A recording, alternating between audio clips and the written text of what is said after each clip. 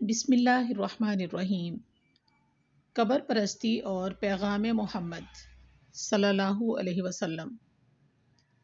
قبروں کو سجدہ کرنا حرام ہے، قبروں کو پختہ کرنا حرام ہے، قبروں پر لکھنا حرام ہے، قبروں پر موم بتی، دیے، چراغ جلانا حرام ہے، قبروں پر عرس اور میلے لگانا حرام ہے، قبروں پر مجاور بن کر بیٹھنا حرام ہے، قبروں کی طرف رخ کر کے نماز پڑھنا حرام ہے، قبروں پر مرغا، بکرا، گائے وغیرہ ذبح کرنا حرام ہے۔